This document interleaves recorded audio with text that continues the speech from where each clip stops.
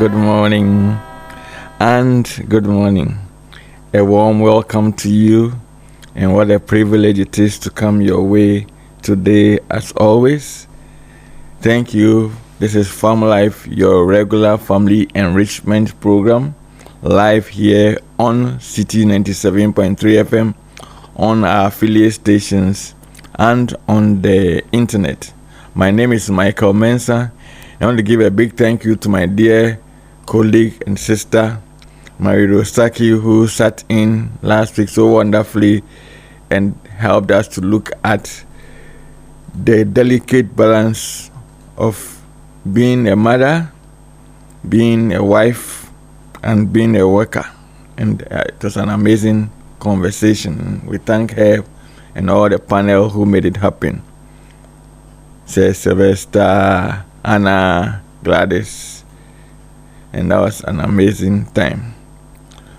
As always, we have one important thing or the other.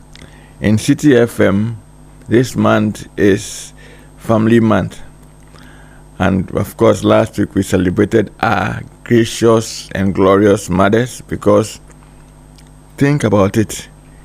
If there's no womb, there will be no society. And so I want to add my voice to thanking all women and all mothers and all mother figures, because you carry the pregnancy for 9 months or thereabout, and then you go through all the nuances, the hormonal changes, the increase in appetite or the loss of it, the release of fluids in various areas and parts, and all the nuances that is unique to every woman, because everyone comes to their own physiology and anatomy. So I want to say a big shout out and a big thank you to all our women and women folk. And as we celebrate Family Month here at City, for us it's a family program, so it's always family, but in line with City's monthly theme and focus. I want to celebrate all you wonderful women, mothers, mother figures, and mothers in waiting. We say thank you for being the wonderful persons you are, and for your functionality, and for the unique input you make in our lives, and that makes the world a better place. And I want to take the opportunity as well to give a big shout out to the wonderful team at Beacon Trust Microcredit Enterprise, Mr. Joseph Ennin, Mr. Samuel Ennin, the two Nas, Richmond and Jeffrey. And I want to say, keep up the good work you are doing. You guys are amazing. And keep infecting and influencing from your own space and supporting people to balance out and to make a good life of what is worth of it. A big shout out to you, Senior Joe, and my friend and brother Samuel Ennin. It's been said that many things happen in life, and some are planned, some are unplanned, some are expected, and some are unexpected. How important is family to a child? Family is foundational to how a child develops. It's not just to have one or nice to have. It's how children learn to feel safe, understand themselves, and function in the world. And here is why it matters. And let me break it down. The first is it offers emotional safety and attachment. Children form their first attachment bonds with family. A consistent, responsive caregiver teaches a child the world is safe and I matter. That is, the child matters. Without that, you often see anxiety, difficulty trusting people, and problems regulating emotions later on in life. This is why institutional care, where staff rotate frequently, can delay emotional development. 2. Identity and belonging. Family is where children get their first sense of who I am. That is the language, the culture, the values, the religion, and the family stories. For children in kinship care or adoption or maintaining connection to birth family and culture, is why Ghana's care system now prioritizes and offers opportunity to look at child care in all its ramifications. Now the third one is learning and development. Language, social skills, problem solving. Most of it happens through daily interactions at home. A parent reading, talking, correcting, and playing with a child does more for brain development than any program can. Studies consistently show children in families score higher on cognitive and social tests than sometimes children left all by themselves, or sometimes only in institutions, who sometimes may be exposed to similar resources, because a lot more is demanded for them to be able to catch up. Number 4, the model for relationships. Family is the first training ground for how to handle conflict, show affection, set boundaries, and to cooperate. Children carry those patterns into friendships, school, and later romantic relationships. And then the 5th one is protection and stability. Family is supposed to be the first line of protection. A stable home means consistent meals, schooling, healthcare, and an adult advocating for the child. When that breaks down, children become vulnerable to exploitation, trafficking, and dropping out of school.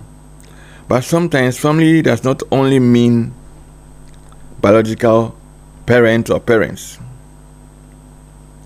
Research says that what matters most is the consistency that one or two adults give over time, is the responsiveness that the adults show to the child to let him or her know that you matter, and to meet the child's needs, and then also the element of safety that is free from abuse, free from chronic stress, and free from any form of negativity.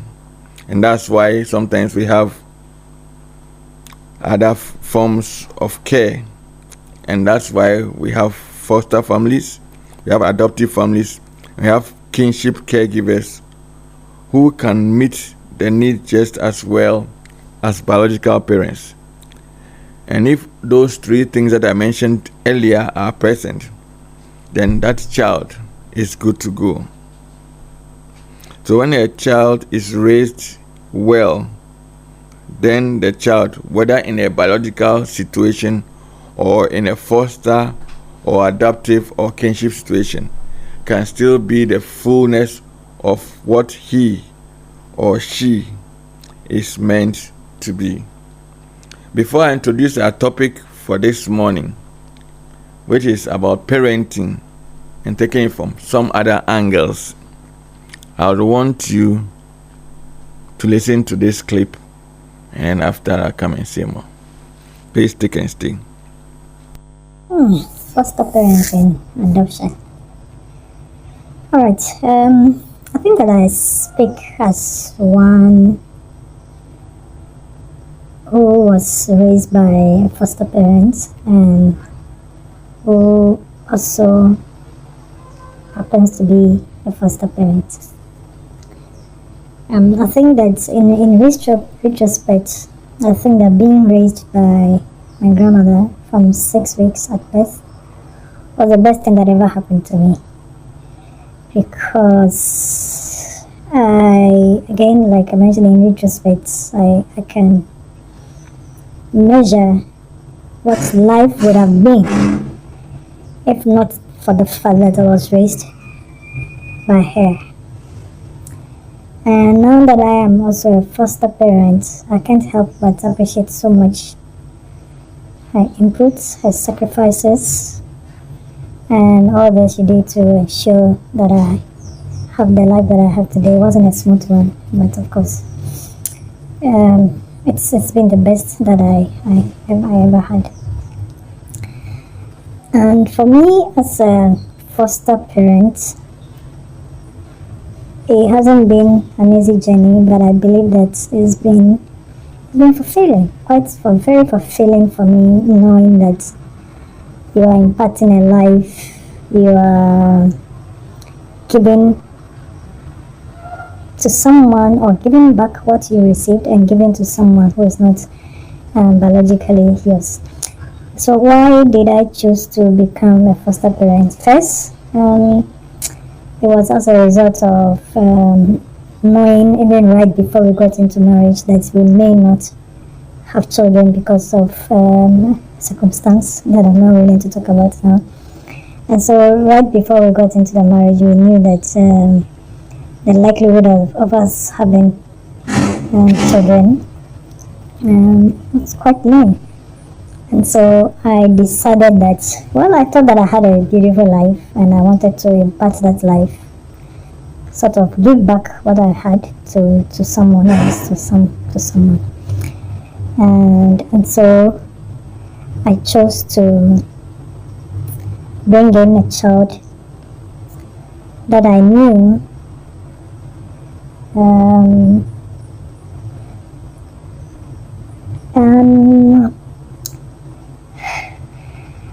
okay, so this child happened to be one that I thought that if this child was not taken from the environment that she was in, she was possibly going to end up a total mess, and the parents were not in a position to help her.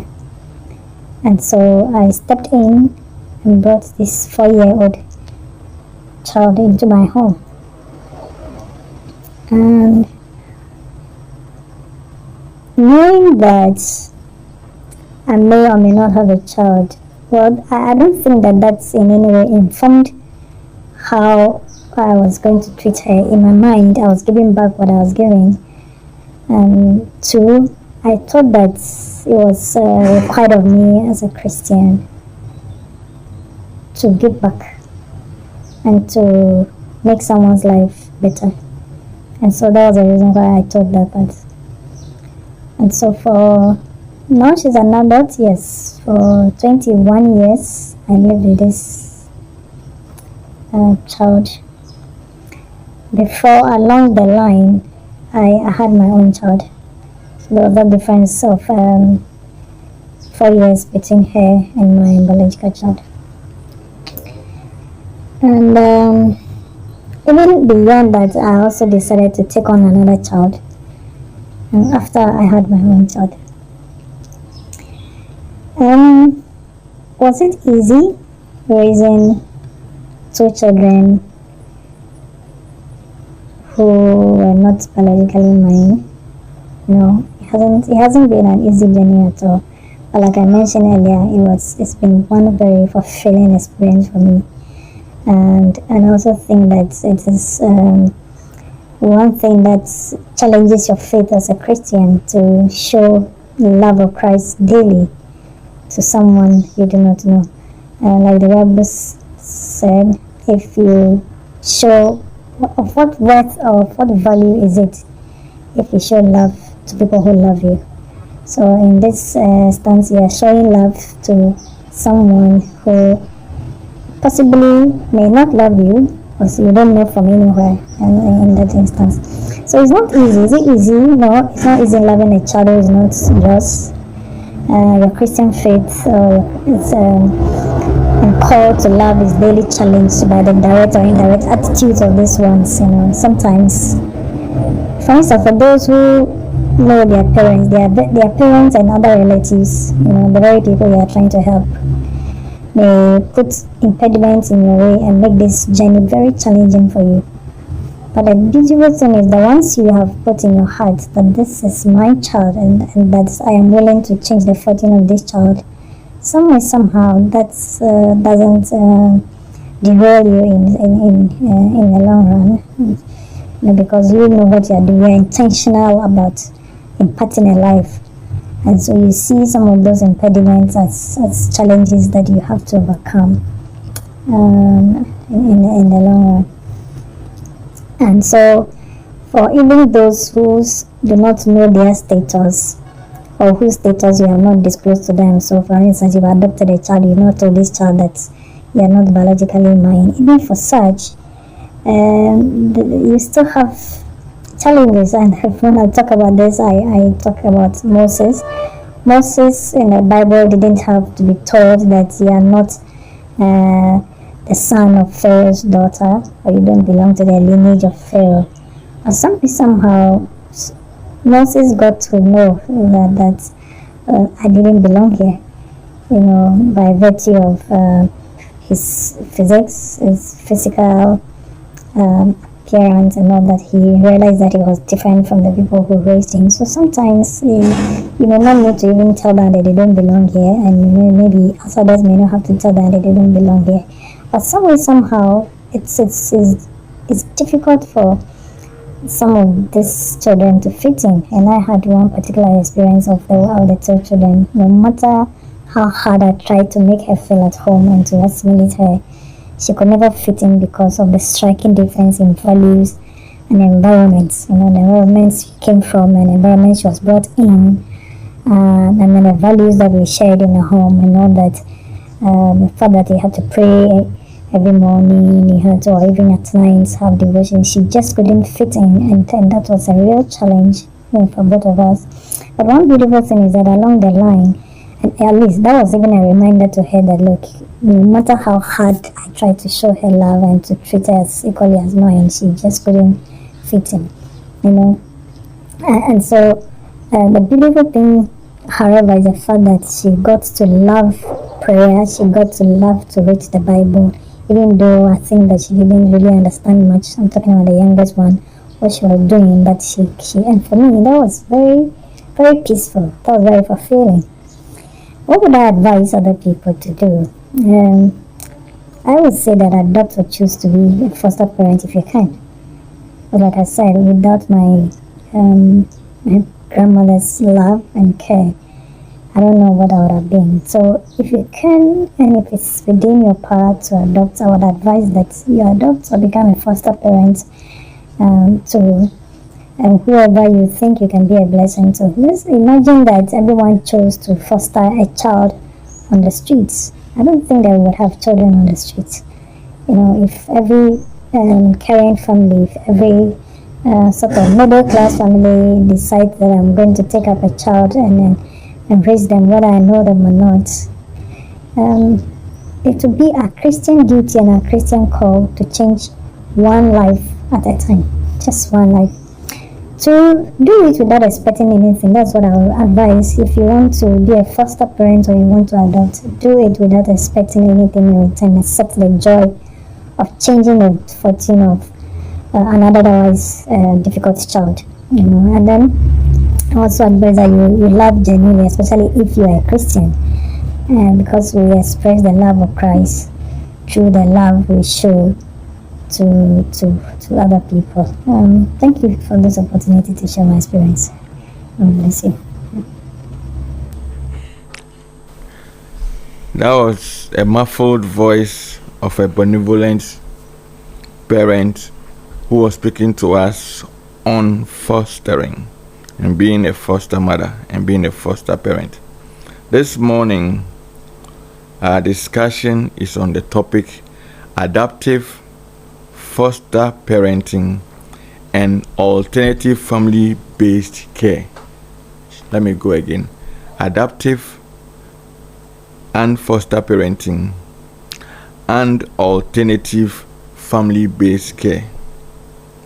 What do we mean by that? Simply put, how do we make sure every child grows up safe, loved, and in a family. Not everyone can stay with their biological parents for many reasons or some reasons. When that happens, Ghana has options, and the options include adoption, fostering, and kinship care, where the relatives step in. We do appreciate the significant role that for a long time orphanages have played and are playing in nurturing quite a lot of vulnerable children. And that has been the mainstay for many years, and we do appreciate the significant contribution to society. But research and experiences show children do better in families or family-like settings. That's why Ghana's Department of Social Welfare has been pushing care reform since 2007. And to help us with this conversation this morning are four wonderful persons. I'm going to introduce three, and then when the fourth one gets here, I would introduce her as well. So first on the list is a regular on this program. I was saying that I made him move to the next seat. I was saying that I like when he's facing me so I can fire him off, because I love this man to bits. He's an amazing man in many ways. He's a father, so he understands, a biological father, that he understands what it means to be a parent. He's a public health practitioner, he's a pharmacist, he's a counselor, and his cover is full of wonderful stuff, and he wears other many wonderful hats as well. Ladies and gentlemen, drum roll for Sylvester Segbaya. Applaud, you see me, I've come back. Not in me. And next on the list is our own fair lady, wonderful Lady Justina Owu-Agyiri, who is a counseling psychologist with the Ghana Atomic Energy Commission Hospital and Medics Clinic at Chado, and who has been very supportive with child care and raising children and all the activities that significantly do so. Please let's hear it for Lady Justina Owu-Agyiri. Hey, applaud. Good to see you. I missed you. I miss you too. Miss you. And then next on the list is Afutu, who is the lead facilitator of Family-Based Care Alliance. She's also a lawyer with DK Amelie and Associates, and a lecturer with the Central Law School of the Central University. In addition, she is a Sunday school stroke child ministry worker and also an advocate of family-based care for that matter.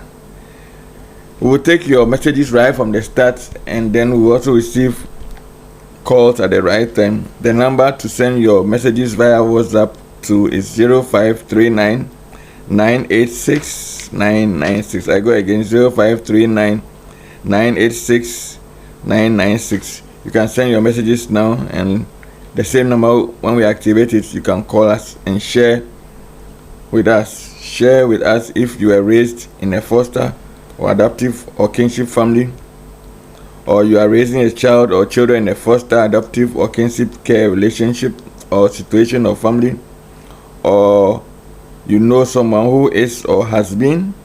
Do share with us also if you know a child being raised by an auntie, an uncle, and a grandma or a grandpa, or even sometimes an older sibling, or if you ever have thought about fostering or adopting. You can share with us as well on 0539 986 996, and then we'll be glad to share together. So let's start from the basics. We heard the voice that had been muffled about a foster parent who was sharing her own real life experience with us. We muffled it so that you would not be able to make her out, but her story is compelling and brings out how it is like. And generally, parenting, whether it's biological or non-biological, it's not easy. And I think she brought out that clearly. But sometimes I think, and we'll be finding out from this, our wonderful resource people and panelists here, whether it's first a mind thing, Lady J, you tell us. Because sometimes the fact that you produce a child, even if a child is being recalcitrant, your tolerance level may be high. But the fact that you didn't produce a child, then you think that, oh, that child there is not, maybe behaving better than your own biological children. So let's start with the basics. What's really happening with children's care in Ghana right now? And so I want to start with the lady who is visiting us for the first time, who I'm sure we have again and again. Let me call you Lady Sue. Good morning. Good morning, Uncle Mike. All right, good to see you. Good to see you, Uncle Mike. Yes. So tell me, we are looking at foster parenting, adoptive parenting, and then family-based care, and that includes kinship care. So what is all this about fostering, adopting, kinship, and creating this whole issue of family-based care? Please set us off. Then we come in, drill deeper. Right, thank you very much, Uncle Mike. I must also mention, I didn't add it to my profile, but I think it's significant. I'm a mother of 5. I've been married for quite a while. Oh, you're a mother of 5? Yes, please. 5 biological. Charlie, give me a 5. Let me make it. Hey, she's a champion. Charlie, we a champion lady. 5 biological children, no multiples, so 1. You've been anyway, to the theater 5 times. I tell you. Oh, wow. Anyway, so that's just by the way. I'm also a pastor's wife and in ministry myself. So that's on the ministry side. My friend Miracle, who will be joining us here, is also very much in ministry, a mother and a wife herself. I see. So with regards to alternative care for children. Yes. Alternative care for children. We use the word alternative. Yes. To show that we are talking about care for children beyond institutional care. Okay. So institutional care is when children are being raised in orphanages or in shelters. Okay. So when we say alternative care for children, we are talking about care for children beyond institutional care. Okay. And one would say, why are we interested in care for children beyond institutional care? Because institutional care is what many of us are very familiar with. When we think about orphans and vulnerable children, we think, oh, they should be in orphanages. Yes. And many of us are happy to visit them in orphanages, take them something during Easter or during Christmas, which is not bad. But in the book of Psalms, chapter 68, verses 6, it says, God sets the lonely in families. God sets the lonely in families. And for those of us in this ministry or in this area of alternative care, we believe that word families in Psalm 68 verse 6 is talking about actual homes and not just institutions like orphanages and shelters as we have them. And the research has shown the systemic challenges that persist when children are raised in orphanages and in shelters. We have data tracking issues in Ghana especially. That is changing with the introduction of software, but generally there's a data tracking issue.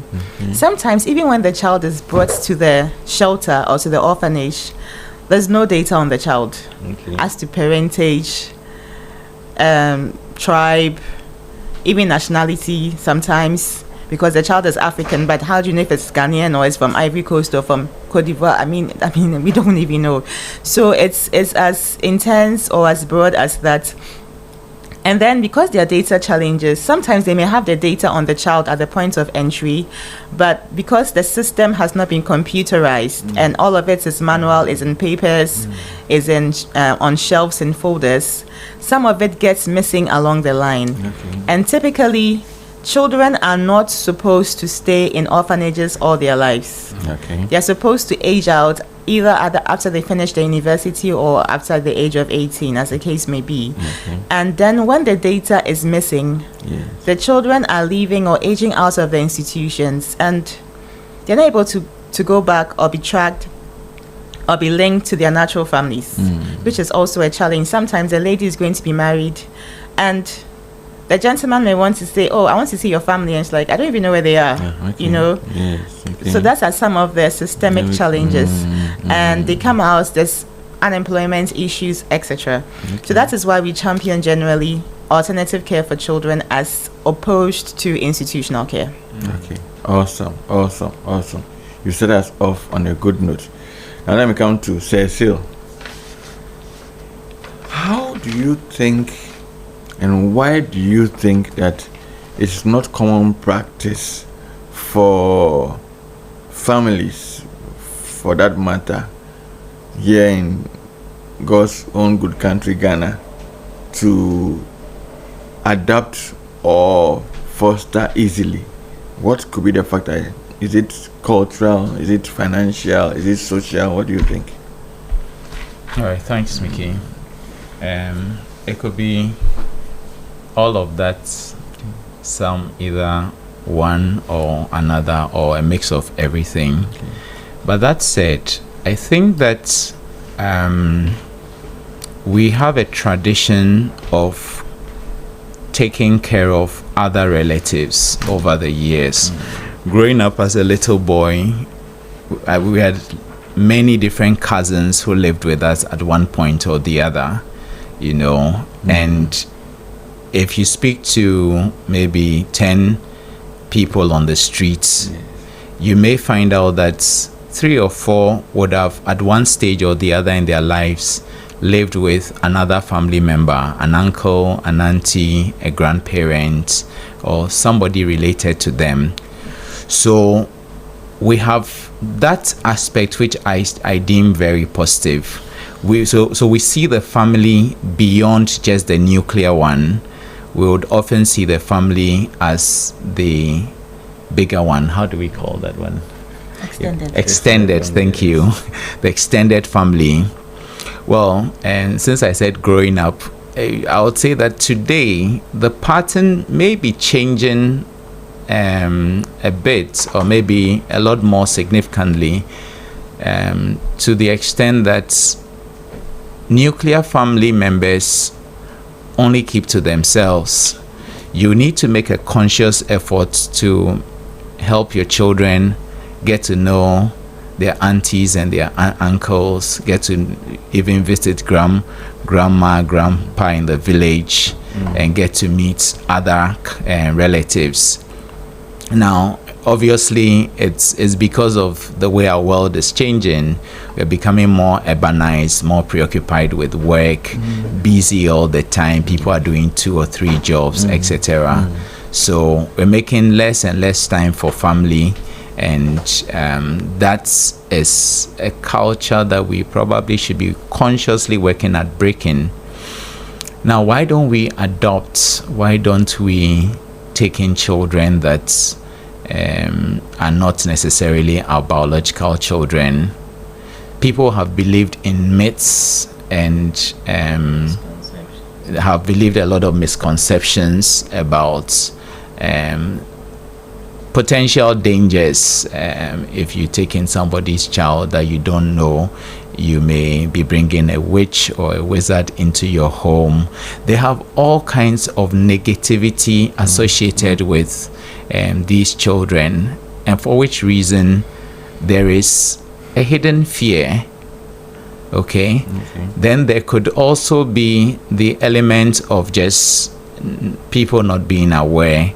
Of course, we know that there are children in orphanages, but why should I be the one adopting one? You know, and others will go like, well, I don't want trouble, and I'm struggling to take care of issues in my own life. Do I want to bring in more struggle? You know, so there are also those dimensions. Then, of course, there are the other category that are well able. I mean, you don't have to be a rich man or a rich woman to adopt a child. You know, you just have to have the love for children and the willingness to change the destiny of one less privileged child. And that should be a major motivation. Now, some people are worried about the their living circumstances, and may not be willing. Others have all that it takes. But listening to the woman that shared her story, you'd see that she talked about this one of the 3 children who struggled to get used to the cycle, the routine, the rhythm of the home, you know. And for parents that would want to foster and do not have the energy, the strength, the mental capacity to handle stuff like this and even the emotional strength to deal with it, they would rather stay away from it. Or sometimes they get into it and come back, should I say, wounded or with regrets because they feel they didn't bargain for something like that, you know. So there is the need for a lot of people to be made aware of the need out there, the fact that they actually are in the position to handle or to provide that support, no matter how small. And it takes just an understanding of the circumstances of the child, your own circumstances, what you can offer, and the difference you can make in the life, you know. I was thrilled by all that Sue shared, and I think it's very true. There's a quote I picked up this morning as I was preparing, that children need more than survival. They need a sense of belonging. And it's very true. Listening to Sue, if you went through school all the way through the university, came out as a graduate, and they ask you to introduce your parents, and all you know is having grown up in an institution, that is a big psychological trauma for you, which you have to deal with your whole life. But if at any point in time you got introduced to a family, you lived with the family, or you could even just connect with that family and you could reference them as, these are my parents, these are my siblings, or these are my foster siblings. There's a certain sense of identity that means a lot to you, you know, because you could have all the accolades. You could be an excellent student in school. You could come out and get a very good job and all of that. But that gap in your life could be very traumatizing. And in most instances, it alters the outlook to life for such people. So I personally very much agree that institutions are not the place to be, and we all need to learn. I started by saying that many of us at one stage or the other lived with uncles, aunties, etc. We just need to go one extra mile and see which other child's life we can change, you know, by bringing them home. And recently I shared a story of a young man who lived with my boss and myself. So my first job was in Takrady, and they gave my boss an apartment, and when I was posted there, he graciously offered me one room in the apartment. So we lived together, and there was this gentleman who had finished SHS and was trying to make ends meet. You know, so he'll come around, clean my boss's car, help with whatever needs to be done, and he'll give him something. We all supported in one way or the other. Many years down the line, he became like a family to both of us, you know, and he told us his story as he was progressing. He eventually made it to the university, finished, got a job, worked as an offshore engineer, and is doing very well. But he sees my boss as a key part of his life story. So that little support he got, that inspiration, the motivation, you know, everyone telling him, oh, you're doing good, you can make it to the next level, that made a lot of difference. So that sense of belonging, I believe, is very critical, and we shouldn't wish it away. We shouldn't also overlook it. We should put in as much as we can. Where you can't take the person in because you don't have the space and all that, there's a certain support you can provide. There's a certain guidance, or there's a referral you can make that will make a lot of difference for that person or this child. Awesome. Listeners, if you are just joining us, we are discussing adoptive, foster parenting, and then alternative family-based care. And with me are four wonderful persons. I'll be introducing them all again shortly. And we have started off well. I want to ask Lady G a question, then I'll come and introduce all the four, and then I'll come and ask for what it means, what fostering parenting means, or foster parenting means, what adaptive parenting means, and what kinship care also means. Lady J, what do you think goes on in the mind of somebody who is raised by parents or caregivers who are not their biological parents? Are they normal? So of course age matters. So let's say somebody who is pre-adolescent, so in the school going age, not a preschooler, but somebody, let's say 5 to 10. When they are younger, sometimes the dynamics are different. I want us to take it from somebody whose cognition is fairly developed. So somebody between the ages of 5 to like 10. How would they respond? Or what will be some of the things that may be going through their mind?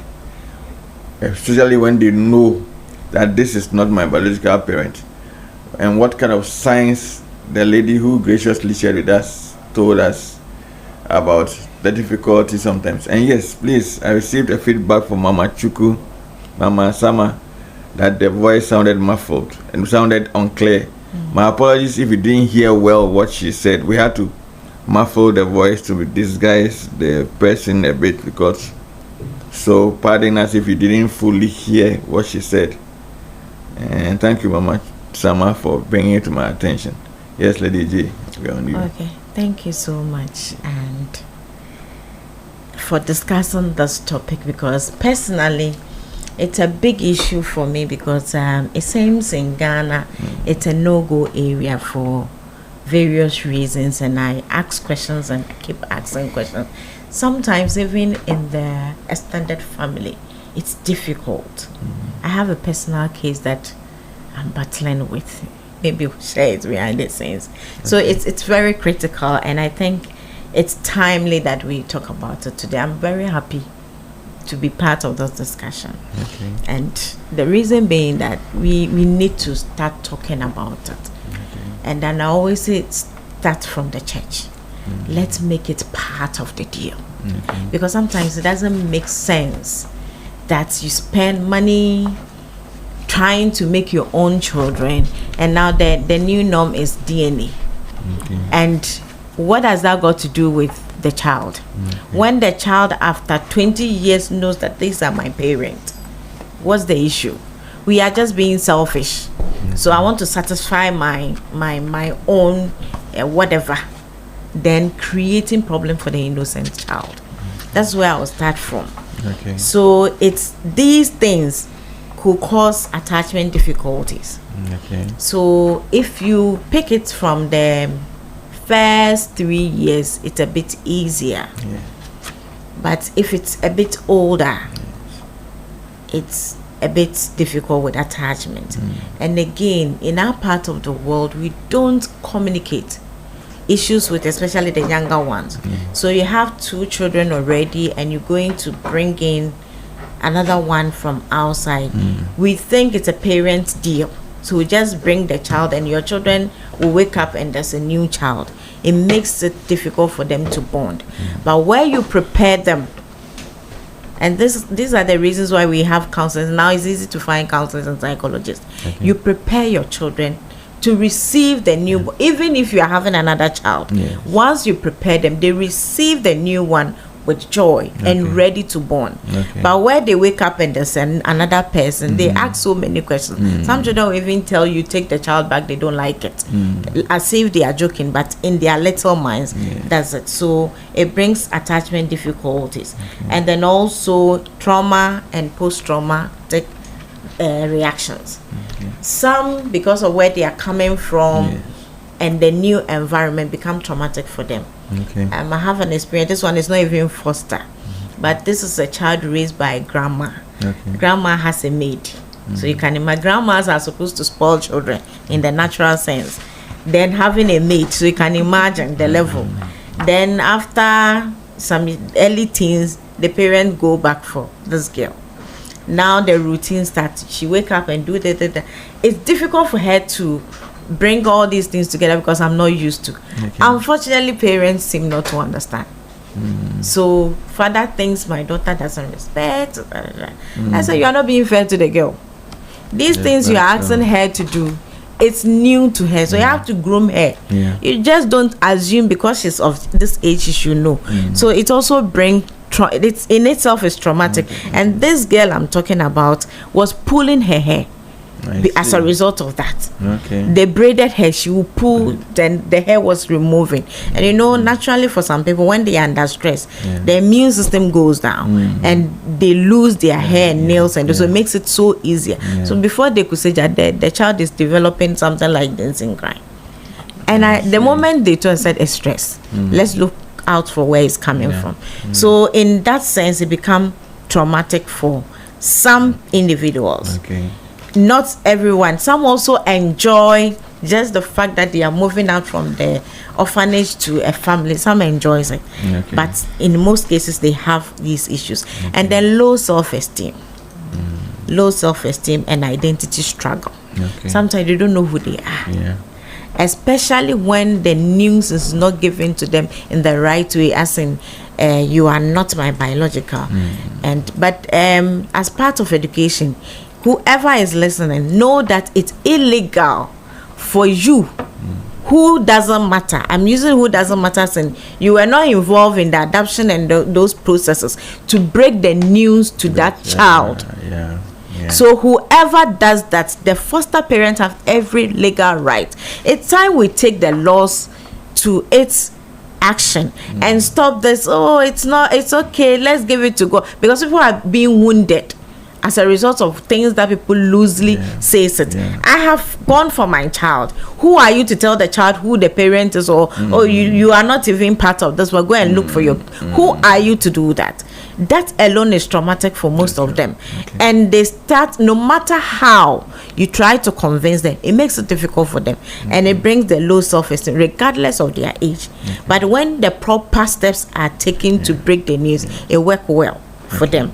And then we can also look at anxiety and fear of loss. This one is both sides, the parent and the child. So I will bond with this child as my own, and one day the child will get up and tell me, you are not my parent.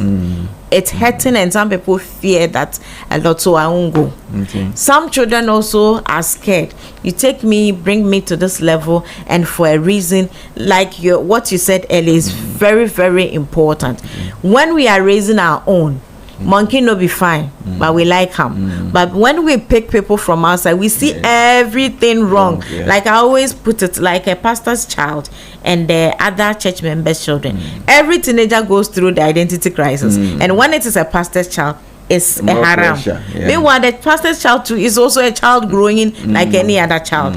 It's the same thing with the foster children. Whatever difficulty you have with them, should it be your child, you won't throw that child away. So let's help them. And this brings a very difficult emotions to them and confusing. When it's spit to them every day that you cry, I picked you, sir, I'm doing you a favor. It's worrying. And it's become a psychological torture, which can lead to depression and emotional withdrawal. So when you are expecting them to be lovey because of how far you brought them, then you see them coiling rather. For all you know, things that you are saying get them thinking, but they are scared to ask questions. Then these things will lead to behavior problems. So they are in quote stubborn, as you are describing, because of how you are speaking to them, how you feed them, how you clothe them. For some reasons, when you are going for shopping, they eliminate it. Always wear what others have worn. It's not bad if that is the norm, but when it becomes a particular child, even some parents do it to their own biological. So there are some children within the family who are questioning their identity. Are they really my parent? And we do same to the adopted ones. So that favoritism can selectiveness can worsen the situation. For and they give you back risky behaviors, disrespect, speaking to people, doing things that are risky just to show their displeasure. And then difficulty with emotional regulations. They don't know when to be happy and why they should be happy. They don't know when they will be queried for smiling or not smiling. So it becomes very difficult. And then social and relationship difficult. Like you said, I've gotten to a point where I need a partner. My partner wants to know my family. Now I don't even know whether to say I have a family or not, who to introduce as my parent, and because of things that I'm being told at home or around. Then we have academic and cognitive challenges. Okay. So sometimes they struggle concentrating. Yeah. Okay. Please And then- hold it there for me. We have to take a break and then we'll come back and go deeper. In fact, we're already going deep because even what we've shared already, though it's just the beginning, I think it's a lot of meat for all of us here and even those listening to us to pay attention to.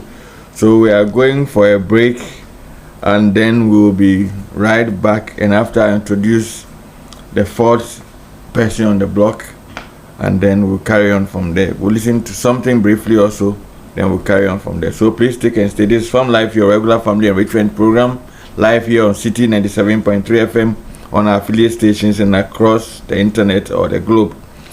And you can reach us, send your message. How are you fostering, or how is somebody fostering you, or what has been the effect? Reach out to us via WhatsApp on 0539 986 996. Again, 0539 986 996.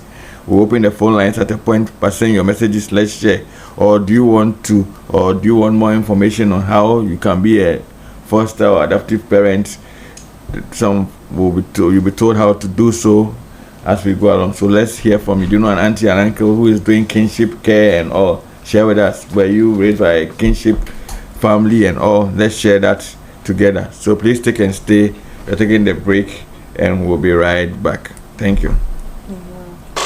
City 97.3 Accra. The countdown has begun. The world is gearing up for the biggest football spectacle on the planet, the 2026 FIFA World Cup. But before the first whistle blows, there's a story behind every team, every player, and every number. Get ready for the World Cup Diaries, only on 97.3 City FM. Your ultimate destination for everything World Cup. From mind-blowing statistics to deep dives into all the participating teams to insights that you didn't even know you needed. Starting April 7th, 2026, every weekday. Catch it live at 10 minutes past 3 p.m. on the Traffic Avenue on 97.3 City FM. We bring you quick, sharp, and electrifying updates that break it all down. So you don't just watch the game, you understand it. Every stat has a story, every team has a journey, and we're bringing it all to you. Don't miss the World Cup Diaries at 10 minutes past 3 p.m. weekdays on the Traffic Avenue, only on 97.3 City FM.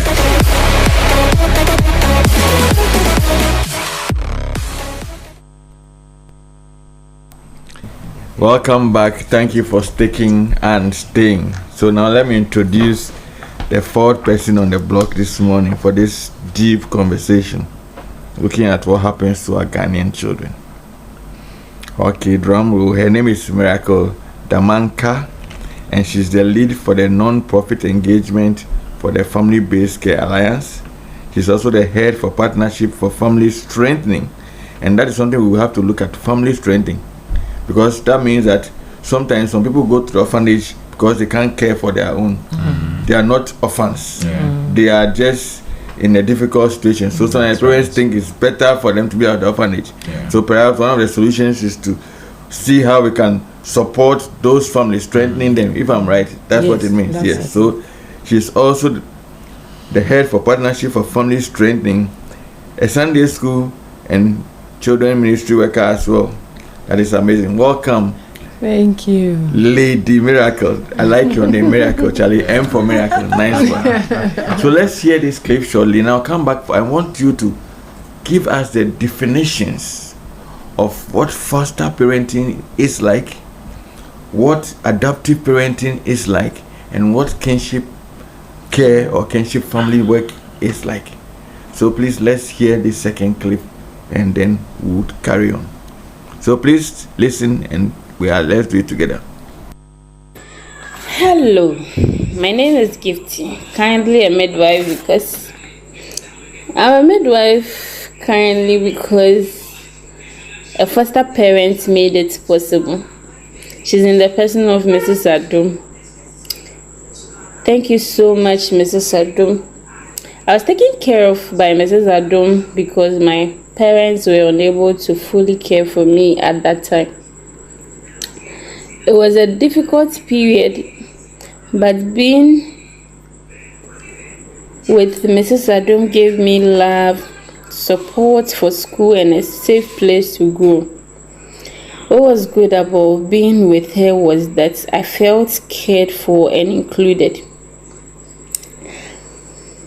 I had her to guide me right from secondary school till date, with courses to study and career path to choose. She did this by guiding me to identify my strengths and interests. She also encouraged me in school and helped me believe in myself. Her kindness made a big difference in my life. I want to also encourage more families like Mrs. Adom, that those who are not just anybody at all, but those who think they are financially stable and they also have a safe, nurturing environment, to also open their homes to orphaned and vulnerable children, because a caring home can change a child's life and their future. It can also give them hope, comfort, and chance to succeed in life. Even small acts of love and support can mean everything to a child in need. Thank you, and I pray God helps everybody who is willing to foster a child to also be able to do so. Thank you once again. Awesome. Thank you for sharing. So we all heard another live or real story, and she gives credence to Mrs. Adom and thanks her for her meaningful contribution.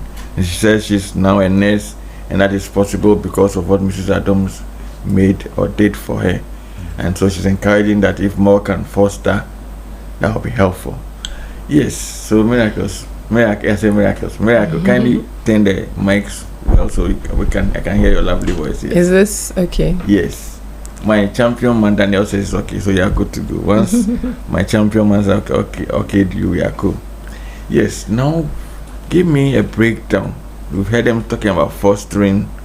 We've heard the first person share how she fostered before she had her own, and then she's doing others, and one found it difficult to even fall in line with the family culture, the ethos of the family, and all the issues. But then after a while, she could see a transformation. Lady J said family members, when they adopt or foster, should not be discriminatory or selective, so that identity issues, trauma, and all those things don't happen. But we want to understand what is fostering, what is adoption, and then what is kinship care, and anything else that there may be. Yes. Great. Thank you so much, and good morning to all your precious listeners. So generally, the child must be taken care of by their biological family. Okay. And so when the family is unable to care for the child, we explore other options. So other options are what we are calling alternative care. Okay. So among the alternative care options, there are various types depending on the systems developed in every country. The first and most common and very African type is what we are calling kinship care. Okay. It means a relative, a family member, not of the nuclear family, but now in the extended family, somebody related to the child in one way or the other, takes that child into their family and looks after that child. That's kinship care. And there are formal kinship care options, and then there are informal kinship care. And a lot of that is happening in Ghana. Once it's not legally registered, is informal. Okay. So you see that this person can say, oh, this is their auntie, go and stay with her. Oh, this one is their uncle, the uncle will raise her. So we have a lot of that happening, kinship care. Okay. Beyond that, Yes. we have what we are calling foster care. Okay. In foster care, you are not related to the child, Okay. but you open your home up to take the child and look after the child. That also can be formal or informal. Okay. So the informal one, it's happening. A lot of people even, they call them house helps, but the people, they bring them to their home, they just take care of them, and that's it. Okay. Then we have the legal form of the same foster care. And that's why you go through a process. It's the Department of Social Welfare who go through with you, preparing you and your family. We register you. They certify you or license you as a foster carer. Then when a child becomes vulnerable, they can place the child with you. Usually that's temporal. Okay. So 6 months, thereabout. I've seen a number of them that have been a little longer than 6 months, like this testimony we listened to just now. I know the family, and the lady was there for, it wasn't so long, but then it was for quite a while, and she left. Okay. But the bonding, as you heard from her message, the bonding gave her that relationship. So further on, guidance. So she's gone, but the relationship is still there. So that is one of, and it wasn't a formal foster care situation. That was so. There is another option we are calling adoptive care. In adoptive care, it is formal, it is legal, and it involves the parent relinquishing their rights to the child for another family. Okay, so that's the biological parent in the case that they are known. They are not able to, their rights of parenting to another family to take over. Okay. And in that case, because it's legal, they can change the child's name. They take the child as theirs. And when the process is complete, I think according to the laws, it's not right for the biological parents to show up that, I want my child back. Usually when the child has become somebody, they want the benefits, right? and I think that's quite stringent, because I know of somebody who they woke up and there was a baby in front of their house. And so both husband and wife decided they had their own biological children, so they decided that they're not going to throw away that child, take the baby to social welfare. So they actually tried to adopt the child, and from what I was told, the requirements are quite stringent. They had to come and inspect. They had to get a place of their own. They were renting them. Serious stuff before finally they gave them the right to adopt. Is that how tough adoption can be, or is just a one-off case, or that's generally the process? It's not one-off. It's quite a longer process and more thorough, because we have a lot of child trafficking issues happening.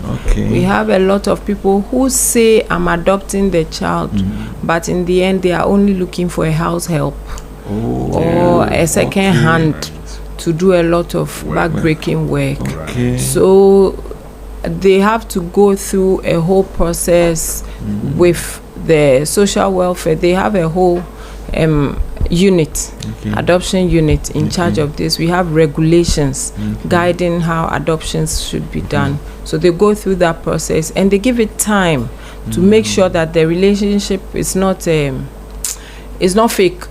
If I can put it that way. They go through quite a process.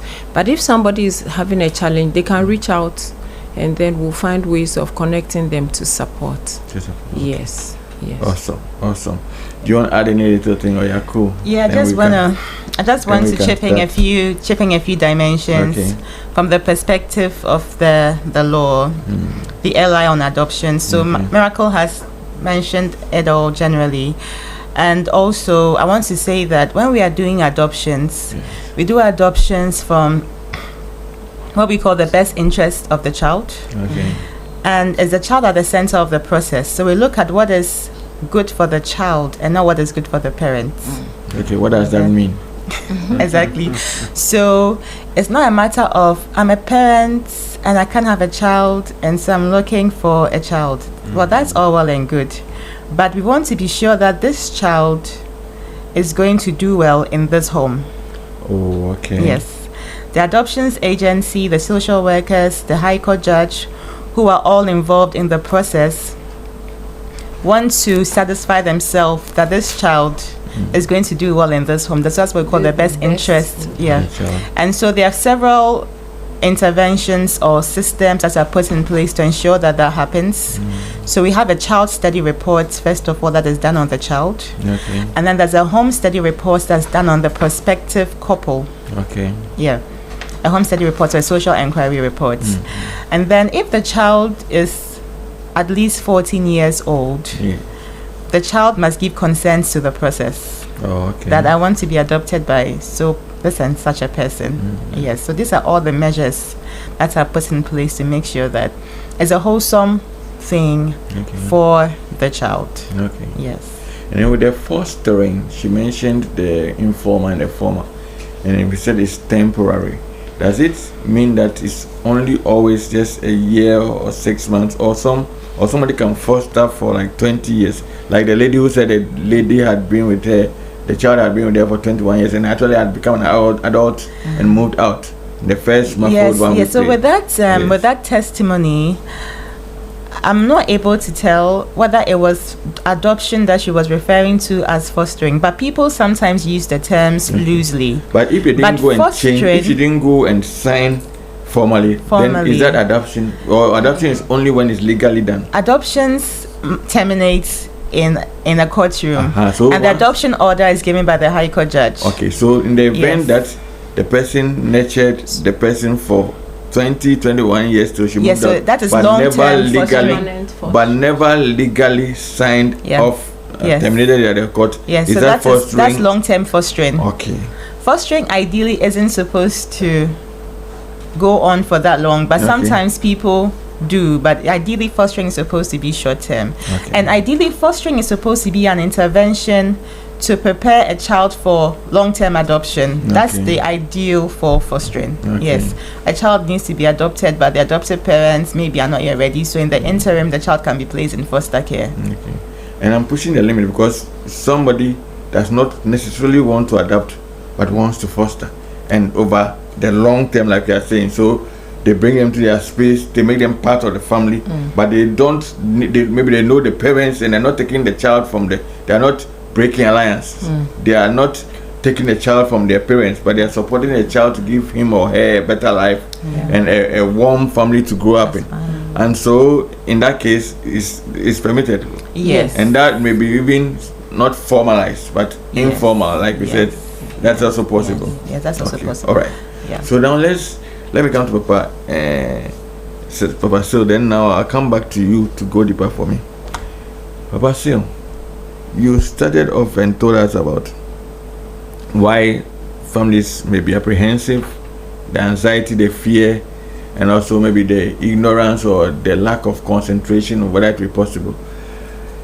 Now they've explained to us the legal dynamics of adoption, kinship, and kinship happens quite a bit and she brought out the element that some are informal, and I think the informal happens a lot, and now they are moving on to make it formal.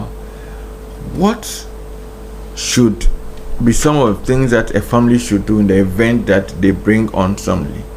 I mean, how can they integrate this child that they bring in? I think it's easier if they are toddlers or they are infants, but when they are in the school going age, like the 5 to 10 and thereabout, the child has a certain level of cognition awareness already.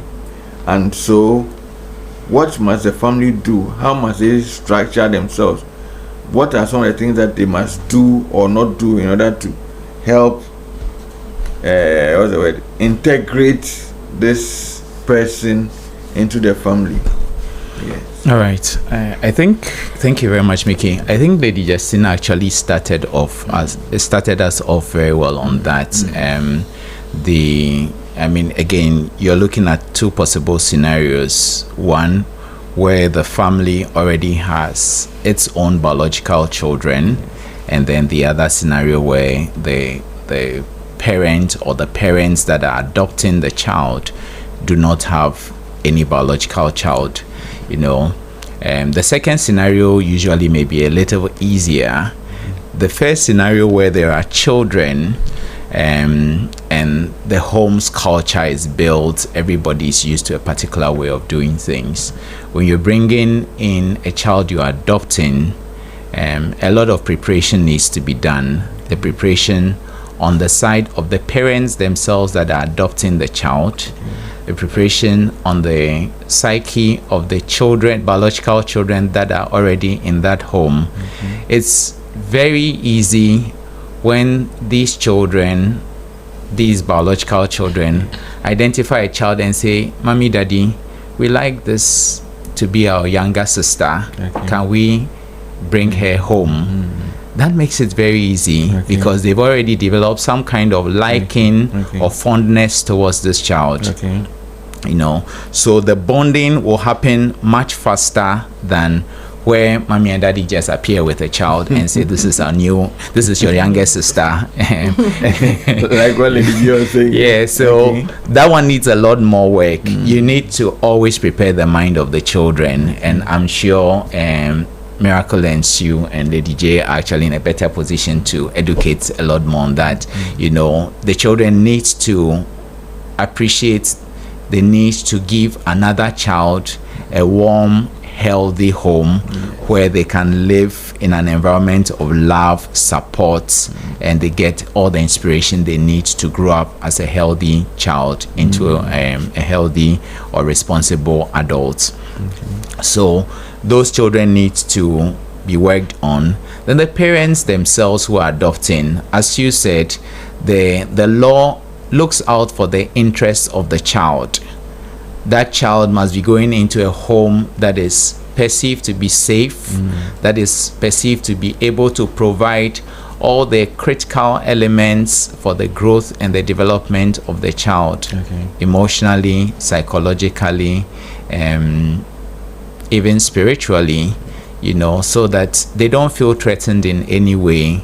They don't find themselves in an environment where they feel insecure and there's abuse. And for situations like that, if they're exposed to abuse and there's nobody to run to, that puts them in a very precarious situation. They may ultimately escape into the world. So sometimes you find children who have run away from homes that they were living in, who were supposedly adopted, but unfortunately got exposed to abuse and ran away, and they're on the streets. I heard a story of, I think the person shared his own testimony, where he was moving from one vendor to the other in the market just to get food to eat, until somebody got to listen to her story and then took her in. But even taking her in was difficult because she had memories of her past experience, and she was like, am I going to go through the same trauma?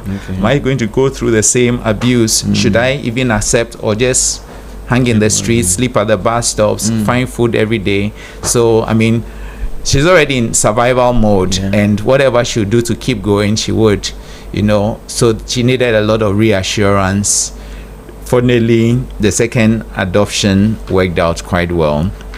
So parents need to prepare themselves, and I'm sure from the legal angles, Sue has given us some education already, but the parents need to be sure they themselves are ready.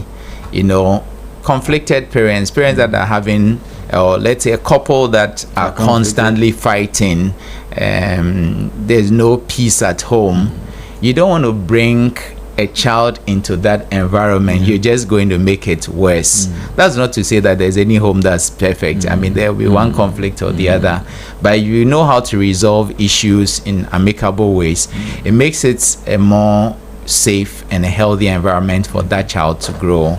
So when you're bringing in an adult child, and maybe that's not the right expression, a grown-up child, 14 years or whatever. First they said they have to give their own consent. 14 upwards.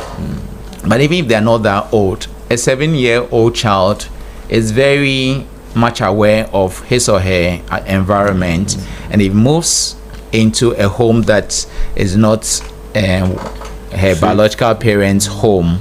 They are aware. So there's a lot of assurance that needs to be given to this child. The sensitization must happen.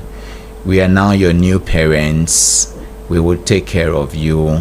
If you have siblings, okay, we'll be introducing you to your big brothers and sisters. Sometimes they're actually adopting somebody who is in between the ages of their children, one older, one younger. So kind of fitting in as the middle born, That's orientation or engagement helps the child relax. Then of course I'm sure there's a whole process that if people take them through, so I don't want to stray into that space because I'm sure the experts are here and they'll do a better job than myself, So I would leave it at that so that they would tackle the more technical bits, but just for the us to understand that if the child is not prepared, it will be difficult for that child to feel at home. So preparation is key? Yes. Okay. Then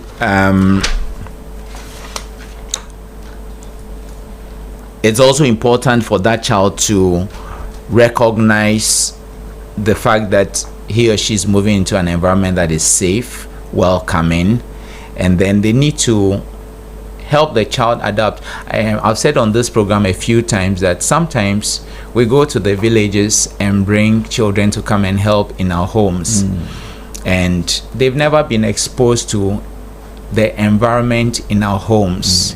You have gadgets, you have a lot of tech items that they've never seen their whole lives. And we expect them to walk into this home and know what the microwave is, know how it operates, know what the fridge is, know how to manage it, how to clean it, know how to use your electric cooker and everything, remote control, which they've never seen before, and then you expect them to, put on the television, and they are looking at you very blankly and wondering what you are telling them to do. So that basic orientation in a very healthy way, telling them this is how we operate it. And I remember a personal experience I had many years ago. This was after my sixth form. I traveled to the Gambia with my sister to visit somebody. It was the first time I was ever seeing a microwave. And I tried to heat food in it. Of course, I didn't seek any counsel. And somehow things didn't go well. And by the time I was done, that machine was not working again. So imagine the embarrassment and the frustration and everything. You've gone to visit somebody who wasn't even your friend. I felt so awkward and so embarrassed, So I learned my lessons from that. So it's also very important to make sure that these children are given very, very clear guidance on basic things like the gadgets in the home, the ones that they shouldn't touch. Don't just say don't touch. Let them know why touching it may become problematic. The ones that they can use on a regular basis, show them how to use it properly, the right ways to use it and the right ways not to use it, or use them so that they don't mess them up. Then it helps them feel at home. And regular conversation, I gave the quote earlier on that children need more than survival. They need a sense of belonging. So you're adopting this child, but all you've done is to bring the child and buy him a lot of toys and show him the television, get him what do you call the thing, the tablet, and say play, have fun. You are feeding the child, but you are never present. You probably haven't done that child much good. Yes, you may have provided food that the child may have been lacking, and maybe a roof over their head, but the relationship, the connection, the love, the bond that they need the most, if it is missing, you haven't done a good job.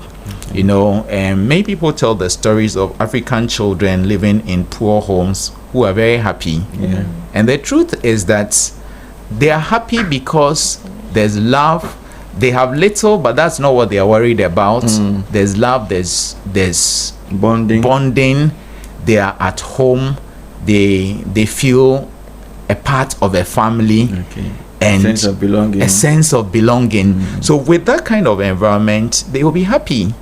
You know, you are worried about their tattered clothes. They don't even see the tattered clothes because they're content with the little that they have, and they are content a lot more even with that love that they enjoy from the family. So it's important that the love is present, the connection is there, is constant. If you are too busy, don't adopt, because you may not make the time to take care of that child. Awesome. With all that being said, I'm going to Lady J quickly and come back to you folks, because you are talking about what the formal dimension is. So Lady J, I want you to bring all that we are saying for those who may do it informally, because if it's informal, then the law doesn't come in, then social welfare doesn't come in, then the alliance, like you folks, don't come in. We do. Or you come in. So then that's fine. So then we speak to that bit as well, because if people are doing informally and they don't know what it entails, they may go in and get their fingers bent or bend the fingers of the child in the process. I'm not saying physically or literally, but you get me. So what level of emotional and relational intelligence must the parent or parents demonstrate? Lady D, briefly, then I'll come to this, my folks, and then I'll read some of the messages. Please keep your messages coming, then we'll open the phone line, so we'll do that all together to the end. Yes. Okay, so and after you guys tell me what you have coming up, So with the level, I'll look at the family with children already, and those who don't have. Yes. Okay. So those who don't have, we'll look at the couple expecting, single person, in that order. And then we have those who have children already, but they want to add on. The whole thing is about the purpose. Why are you doing that? What do you want in the end? Like the law says, it's for the child's good. So is it for the child's good or it's for you? You should be able to be clearly define this at your own level. Then if you are somebody who believes in spirituality, does it align your spiritual purpose? And would you be willing to go through both the pros and the cons, or you are going in for just the pro? So you should be able to. Are there cons at all costs, or you can only go in for the pros? No, it's both, because it's life. You may expect to raise an angel who would tend to be a monster, and you don't neglect the child because it has turned the other way around. So biblically we have the prodigal son. I don't think the father ever thought one of the children would be like that, and it happens. The children of Eli, he never thought he would raise children of such. So all these things come to play, not because we will it, but when it happens, are we going to help or we give up? So we should be able to have plan. It's just like raising our own children, and it's something that we mostly don't do. Here I'm encouraging premarital counselors to pay attention. So you go for counseling. When you take the legal aspect, they will refer you. They will ask you to go for psychological assessment. But if you don't and you do the informal one, Yes, informal. what's it for? You get it. So Yes. you should have a purpose, a reason, and a meaning attached to what you're doing, and know the challenges that comes with it, and how willing would you go? How far can you go? So that's why I wanted to talk about the emotional and relational intelligence. What mindset must that parent or parents have in order to be able to nurture that child? Must they learn to overextend themselves? Must they learn to realize that a disobedience or an act of disobedience is not the finality of what must it be like? Yeah, so just like life, there's no one side fit to life. Okay. That is the mindset. 2, we are almost always evolving. So you yourself, you've evolved. So the child will be. So you may pick a child with the intention of I want the child to get here. Then it gets to a point the child have a very serious health condition. You don't leave the child because of that. So prepare for life with the child as your own. Just as if you are raising your own child, you won't neglect the child because of illness. You go how any far to save that child. That should be ready for the nuances, the stigma, the challenges. People can go to that extent to say because you have a specific need, that is why. So I know somebody who is told that because she's not able to have her own, that is why she has adopted. You know, the person has children, the neighborhood didn't know. Okay. So does it even matter? You know, in our part of the world, we say some of these things. You sit in the trotro and people are saying, and you are human. So be prepared, you will hear this. Even you carry your own child and somebody can look at it and say, are you sure this child is yours? Because their nose is not like, forgetting that child is not you. So get ready for all these things. That is the emotional preparation. So stigma will come in, and then other things will come. Because I cited an example where people in the neighborhood are asking a child, are you sure they are your real parents? They are putting an idea into the child's mind unawarely. So now the child start thinking, are they my real parents? Meanwhile, whatever is happening, it's happening to the other children. But because of the questions that are coming up, the child start thinking all these things will come up. Be ready to be a parent in good times. Be ready to be a parent in bad times. And then get ready to learn. Learn how to raise children, just like any parent will have to do. And then get support when they need be. Okay. Awesome. You mentioned stigma. So I want to come to you. You know, there are various angles we can look at this whole alternative care thing. There's a cultural dynamics or dimension. There's the social dimension. There's a practical angle. The nuances, like both Sylvester and Justina have said. Then also even with the legal side, there's the ethical dimension. And then finally, even as a government, there's the policy or governmental dimension.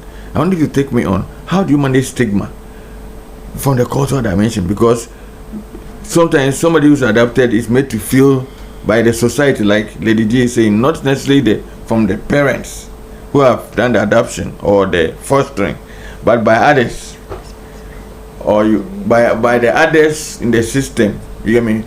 You go to school to play and say, you are not their child. How must the cultural angle and the social angle be handled in such a situation? Yes. So last year, please, whilst you're there, let me announce the phone line. Somebody had just sent me, say he has some serious things to say. So please, the phone lines are activated from now.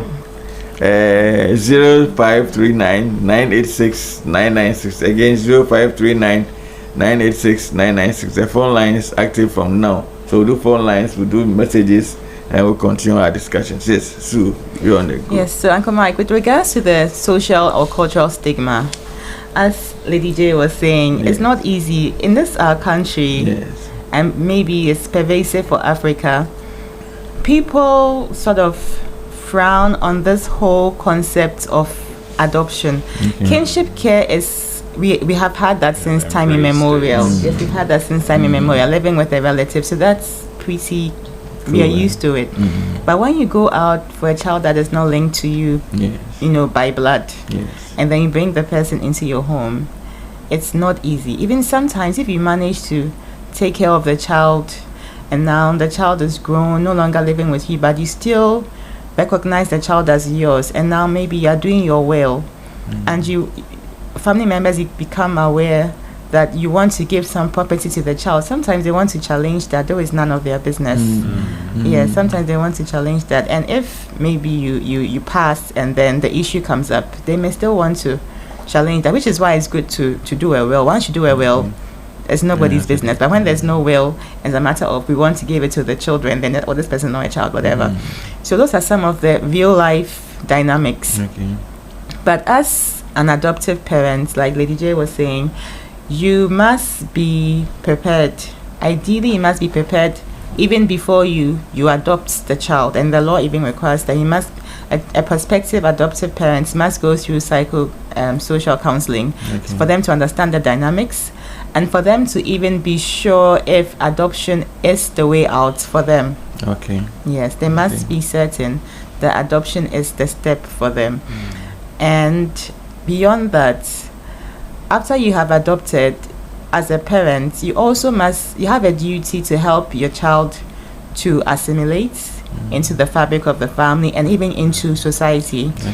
I remember sometime last year I was in a trauma care training session, and the trainer, who happened to be an adoptive parent, she had her own children. In addition, she had adopted like 2 others who were not even they're not from another country, so inter-country adoption. And with inter-country adoption, it's very easy for you to see that this is not the woman's child, this child doesn't belong. And so she had developed SOPs. Yes, for her children. She had taught them things to say when people poke unnecessary questions at them. So those are some of the things that adoptive parents must do to help their child have that confidence before others. Awesome. You want to add something, Miracle? Yes, I really think it's also a lot of awareness creation work that we have to do with society. I mean, there are those people in the community who just love to talk. But if we can get every community to understand, the general Ghanaian to understand that you need to show love, you need to show care to every child around you. You know, today you are alive, that's why you are talking. What if something happens and you pass away? What happens to your children, you know? So we need to raise awareness, especially in the church, on the platforms, on the social media. We need to raise awareness so that people are generally sensitive to the plight of such people and lean in to help rather than lean in to destroy. I see. Now I want you to bring in the element of family strengthening as another alternative, because we have established that some of the people in orphanages are not orphans for real. Yes. But because of the family encountering or going through some difficulty, or because of low income, they find it more appropriate for their children to go to the orphanages where they'll be better treated or cared for. The alternative, one of the alternatives is family strengthening. Now tell us about that, please. Yes. So family strengthening is even not just an alternative, but it's the prevention. The prevention. You know that when a child gets out of their biological family and Doctor, let me announce the phone lines again just to be sure that.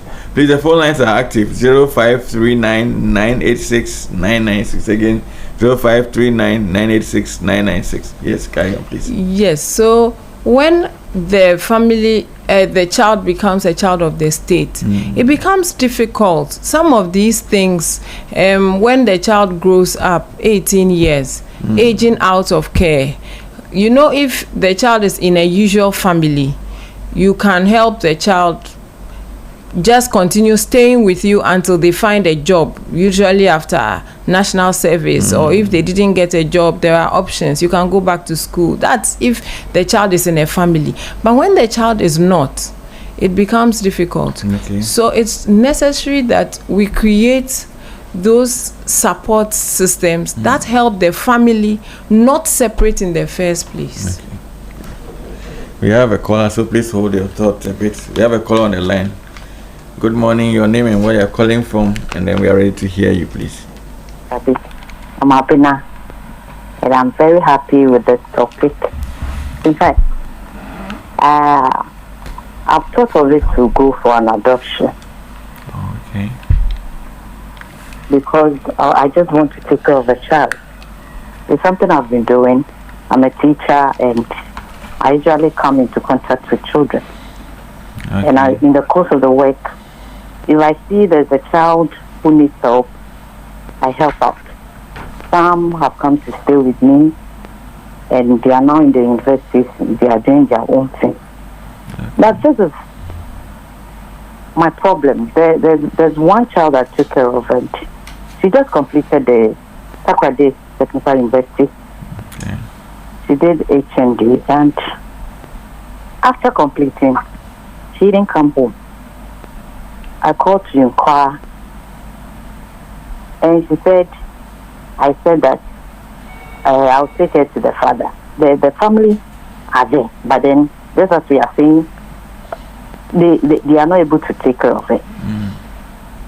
I said, oh, your father is sick. And it was my prayer that you complete the school so that I take you to your father, for your father to see how far God has brought you. That was what I meant. And that was it. She didn't come home. She didn't come home? And amazingly, I introduced her to, let's say, somebody. And she's now staying with that person. So I decided to leave everything. Unfortunately, the father died last year. And that is it. So, in fact, we need to maybe wear shock absorbers when some of these things come. Okay. And I believe that every child is a gift from God. And when we are doing it, we should know that we are doing it for God. It's not because we want to help them, but it's because it's a burden on God. And God expects every child to be taken care of because they are gifts. So if we see them as gifts in that fact, then we'll do it and do it and do it for God. Awesome. And not for any man. Awesome. So Thank you very much. that topic should be talked about. Okay. People should be encouraged to take care of other people. Thank you very much. There are Abna. good, there are bad.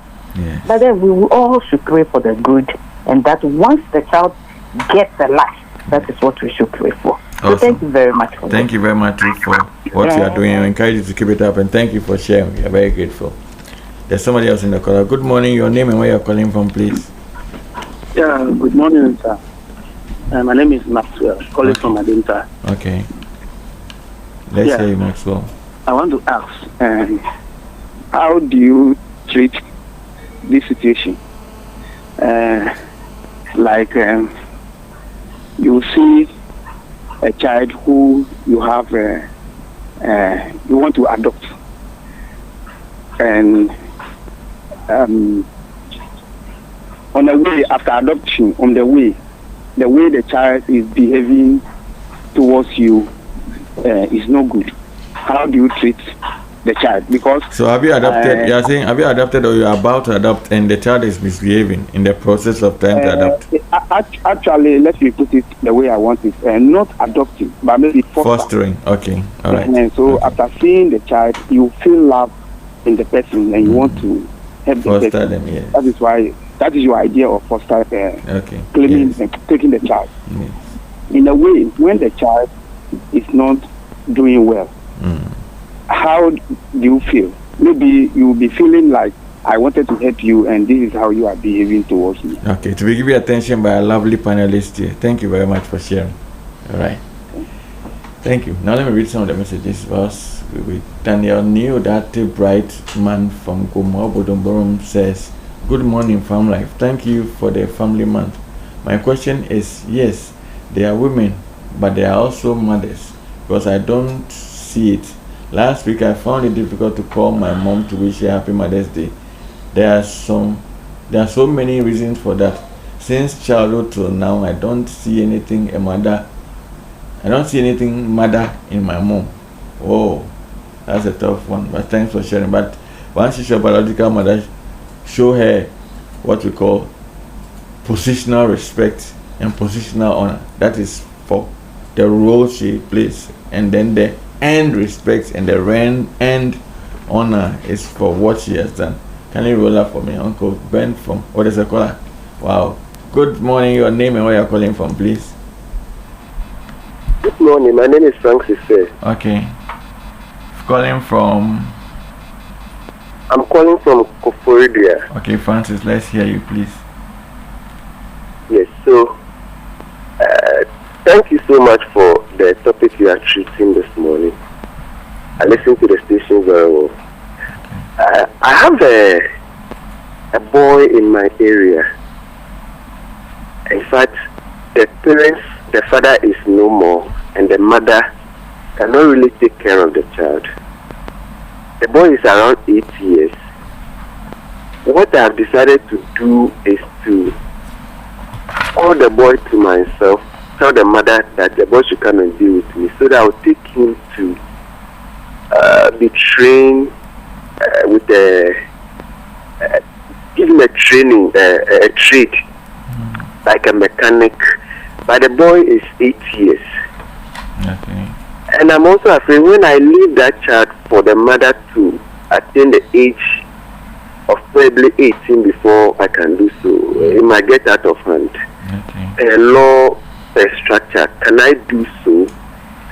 Okay, That's what I want to. Alright, so that's the second time you'll be giving attention as well. So there are two things you'll be giving attention to. So let me read a few from there, since time is on our side. Juanita says, Juanita or Juanita, whichever way they pronounce this. Good day, fam life. I would like to contribute to the discussion on adoption and fostering children. As a foster child who has lived with a family for over 15 years and not in a legal system, I'm very grateful to the family raising me for providing my needs, education, and support. However, I want to encourage parents and guardians to also pay attention to the emotional well-being of children, not just the financial aspects. Words, communication, and the way children are treated matter a lot. Constant complaints, harsh words, or discussing a child's faults with outsiders can make them feel unloved and unwanted. Fostered or adopted children also need reassurance, appreciation, patience, and emotional safety to truly feel at home. Thank you, Juanita, for sharing. And then when children feel loved emotionally, they grow happier, more confident, and more willing to do better. Thank you, Juanita. And then Uncle Ben from Makati says, good morning, farm life. It looks as if children raised up in foster homes tend to do very well as they grow up to face the realities of life. Some tend to learn very fast and are quite humble. They usually have a simple life and grow up to be beneficial to society. Biblical examples could be Moses, Samuel, and Esther. These are great characters. We need to take and accept the idea of adopting children whenever we are in the position to do so. It is so much of a blessing that cannot be thrown out. The good Lord bless us all. Okay, awesome. So please respond to the two questions that have come, and then you tell me what you guys are after. So generally, about helping somebody who has a living parent, it is always best to support the family to stay together. Okay. So it ties into what I was saying about family strengthening. Yes. Sometimes it's just because somebody did not renew their NHIS card. Okay. They just need somebody to remind them that you should renew your NHIS card, because then when the health challenge hits, they can get help. Otherwise, the parent passes away or the breadwinner passes away and the child becomes vulnerable. Okay. Sometimes it's just some business capital for trade, and then the family will stay together. Okay. I mean, the extras of leaving that child, raising that child outside their family are more than we can handle. When they become children of the state. I mean, what happens when they are getting married? Okay. What happens when they give birth? You know how our African culture is. You want your mother to come and help birth the baby, etc. When they die, who buries them? You know, they are quite serious. So as long as there is a family, let's do our best to strengthen the family. So our brother Francis can support that child while keeping an eye on him. But the mother basically should be kept near the child and then helped to support the child until the child is ready to join a trade or learn. How about the first one? Can you remind me? Fostering a child. I mean, intending to foster a child and then the child. No, the go up first.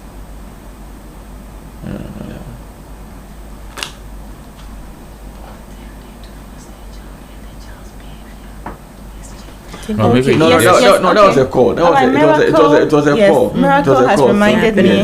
Yes, it had to do with a gentleman who said there's a lady he wants to foster or a person he wants to foster, and the person's behavior is beginning to change. So he's wondering whether it's worth it or not. Yes, I think that even makes a stronger case for the fact that the person is in need of a certain intervention. Okay. I don't know whether the person is living by herself or himself, or whether the person is growing up in a dysfunctional environment, but this is evidence that the person is in need of a certain intervention. And like Miracle was saying, there are so many options. Fostering, adoption should not necessarily be it. Family strengthening, we always advocate family strengthening because even the law says that a child should grow up ideally with their own biological parents, unless there's evidence to show that growing up in their own biological home is going to be destructive. For example, the parents are abusive. But where that is not the case, then the parents should be supported financially to raise that child. So those are some of the options you want to explore. As a person living with a mom or a dad or a relative who is doing okay but just needs financial support, for example. But if that is not the case and he wants to foster, then the dysfunctional behavior is clear evidence that intervention is needed. So then what should the strengthening entail? What should society, what should people living in neighborhoods do to help families to thrive? When we look at the strengthening, because I think we spoke a bit about the fostering and then the adoptive. So now let's focus a bit on the strengthening. So what can a neighbor do? What can like what the guy said, he's seen that the guy needs help. What can he do? So can he mentor him? Can he follow up, go and check him, and yet give them some funds so that the child can be in school, maybe pay his school fees? What must people do? Please tell us more. So it's just as you have said precisely. There's mentorship. So mentorship is a case where your home, maybe your house is even too small for you and your children, so you can't bring another person into the space. But you can be a mentor to a boy or a girl in your neighborhood. You can tell the person they can come over. I can make them see that your home is open for them to come in for advice, for counseling, etc. And then if you have the means, you can support financially their natural parents to take care of them, either with feeding or with school fees or whatever, medical assistance. Right. Now please tell me what's happening. What is Family Care Alliance up to? So Family Based Care Alliance, we are privileged to be hosting the West African Alternative Care Summit, which is happening in Ghana next month, June 17 and 18. The venue is Anakazo in Mampong. The maiden edition happened in Nigeria last year, and we are privileged to have been given the baton as Ghanaians to hold the next edition. And so if you are a church worker, you are a pastor, you are a church leader in men, women ministry or children ministry, you are a social worker, you are a family lawyer, you are a policy analyst, this is definitely the place for you to be for June 17 and 18. I feel like I'm doing a radio commercial right now. We are going to be expecting delegates from West Africa and from East Africa, South Africa, and even America. It's a learning and networking hub, and we want to learn from each other. Some of the topics we'll be looking at include translating policy into real, scalable, and culturally relevant family-based care systems across Africa, strengthening legal and social systems for permanency, what works in African contexts. Then we're also going to look at beyond aging out, beyond children leaving the orphanages, building sustainable futures for all youth, including persons living with disability through local systems. When it comes to persons living with disability, their challenge is even steeper because of their disability and children with special needs. Because even when they are 18 or they are 21, they still can't sometimes live by themselves. They continue to be in the institutions. Yes.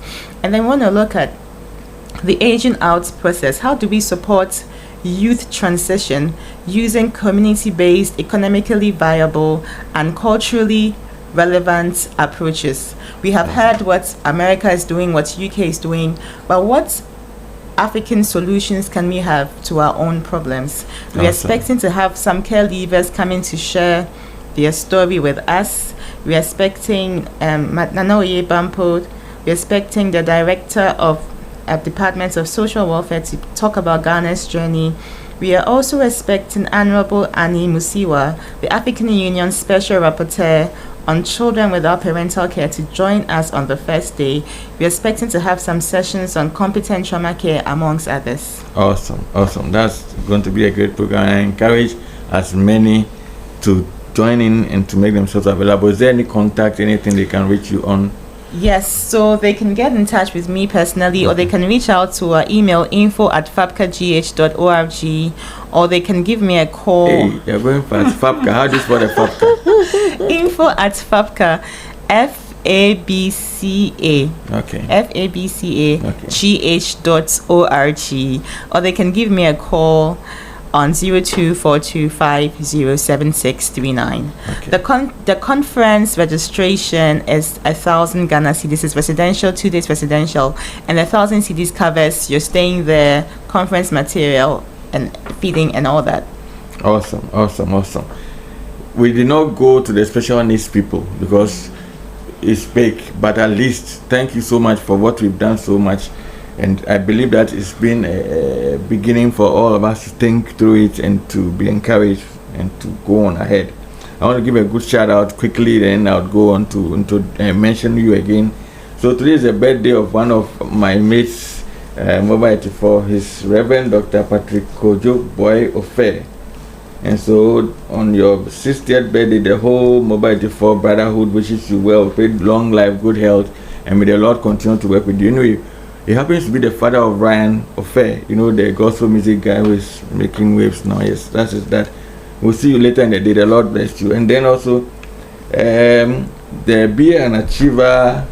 becoming an achiever in the marketplace is also available at the front desk of Channel 1 Television and Harvest Chapel Tehillah Temple at Tessan. You can get your copy at a good price. It's very well and reduced price.